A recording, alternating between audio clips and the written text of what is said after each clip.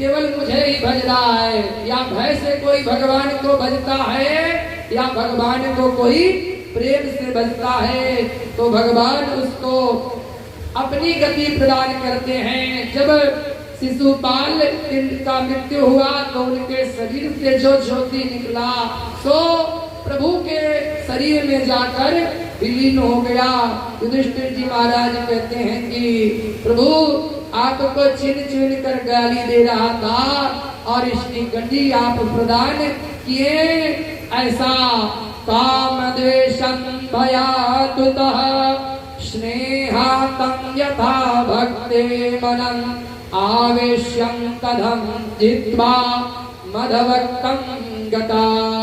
नारद जी कहते हैं कि शिशुपाल भगवान को गाली दिया, लेकिन भगवान उससे द्वेष, और शिशुपाल कृष्ण से द्वेष भजा, कृष्ण को भगवान को भय से भजा। इसीलिए ज्यादा भगवान को जितने राक्षस याद करते हैं उतना महात्मा नहीं। और इसी तरह से भागवत में लिखा गया है कि मनुष्य के अपने कर्मों के आधार प्राप्त होता है, प्राप्त मिलता है। और भगवान कहते हैं कि जब किसी भक्त के ऊपर कष्ट आता है तो भगवान स्वयं उसके मदद के लिए जाते हैं और कहते हैं कि उनका बड़ा परम लाडला शिष्य प्रहलाद जी को द्वेष कर हिरण्यकश्यपु उनको भजा। कहते हैं कि जब हिरण्याक्ष मारा गया तो हिरण्यकश्यपु, एक बार बोलिए वृंदावन बिहारी लाल की। हिरण्यकश्यपु वन में चला गया, पर्वत पे जाकर तपस्या किया। जब तपस्या किया तो हमारे भोले बाबा बहुत जल्दी प्रसन्न हुए। प्रसन्न होकर आशीर्वाद दिए कि तुमको कोई मार नहीं सकता।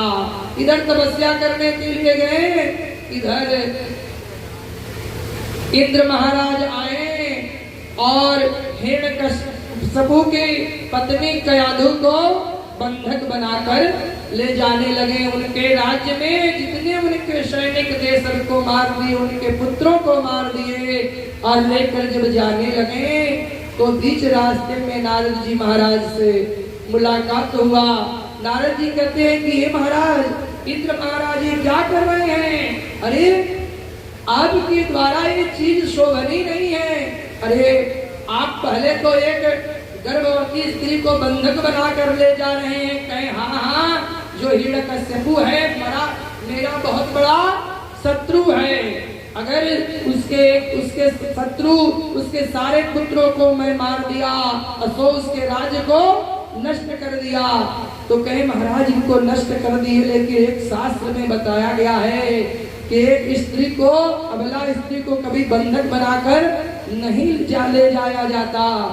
तो कहे क्या करूं? कहे अरे आप मेरे पास छोड़ दीजिए, आपका कुछ भी बिगाड़ नहीं पाएंगे। और उस समय समझा बुझा के पहले तो गर्भ से हैं, और उस समय कयाधु को ले जाकर अपने महल में, अपने कुटिया में महल से होकर रख दिए। और वहां धीरे धीरे एक समय हुआ कि एक कयाधु के गर्भ से एक बालक जन्म हुआ। उसी बालक का नाम प्रहलाद है। और प्रहलाद जब तपस्या पूर्ण करने के बाद हिरण्यकश्यपु आया तो हिरण्यकश्यपु देखता है कि उनके राज्य में तो कोई बचा ही नहीं, उनके महल में। और एक सैनिक बचा। कहा कि महाराज इंद्र महाराज आए, और इंद्र महाराज आए और आपके सारे पुत्रों को मारकर और इस नगर को नष्ट करके आपकी पत्नी को बंधक बनाकर लेकर चले गए। और उस समय ये बात को सुनते ही हिरण्यकश्यपु को बड़ा क्रोध आया। हिरण्यकश्यपु जब जा रहा है तो देखता है कि उस समय नारद जी महाराज मिले। और जब नारद जी महाराज मिले, कहे महाराज क्या बात हो गया? कहे आज देवता लोगों के प्रति जो मेरा क्रोध है, देव लोगों को देवता को मैं छोड़ूंगा नहीं, देवलोक में चढ़ाई करूंगा। उस समय नारद जी महाराज कहते हैं, महाराज आप चिंता मत करिए, अरे आपकी पत्नी मेरे कुटिया में पड़ी हुई हैं। जब कुटिया में जाते हैं हिरण्यकश्यपु तो देखते हैं एक छोटा सा बालक उनके गोद में पड़ा हुआ, और कयाधु को देखकर सोचते हैं कि बड़ा अच्छा देवी, अब तुम चलो अपने महल में।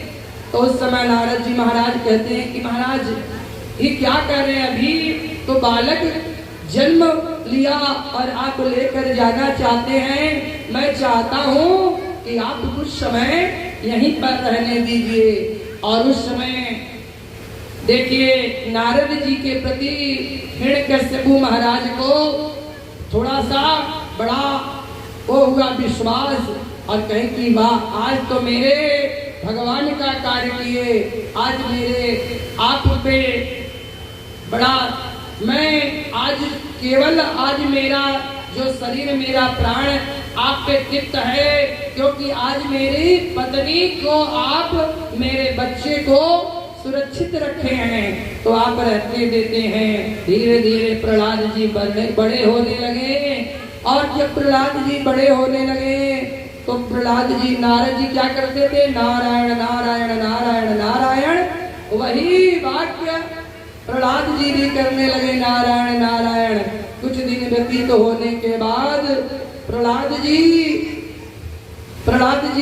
और कयाधु को हिरण्यकश्यपु महल में ले गया, और जब महल में ले गया तो विचार किया कि अब तो बालक मेरा बड़ा हो रहा है, अब इसको विद्यालय में भेज देना चाहिए। तो कहते हैं और विद्यालय में एक बार बोलिए वृंदावन बिहारी लाल की।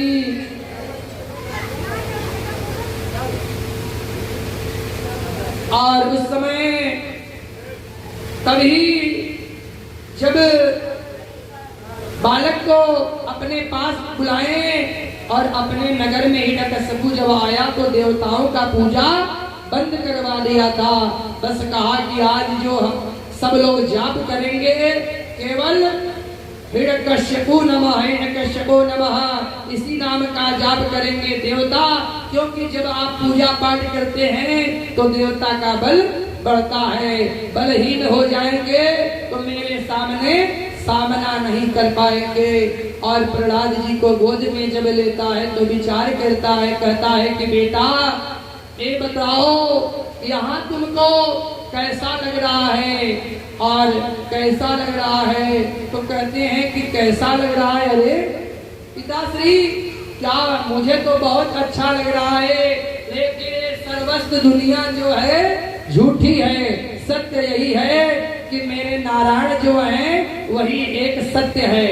नारायण नारायण का नाम सुनते ही हिरण्यकश्यपु को क्रोध आ गया और तुरंत ही पटक दिया, और पटक दिया। विचार किया कि अरे मेरे दुश्मन का नाम लेने वाला मेरा पुत्र नहीं हो सकता, इसको मैं मार डालता हूँ। और तुरंत ही हिरण्यकश्यपु को विचार पहाड़ से फेंकने का प्रयास किया, और जब पहाड़ से फेंकने के का ध्यान किया तो विचार उस समय जब पहाड़ से, एक बार बोलिए वृंदावन बिहारी लाल की, पहाड़ से जब फेंकते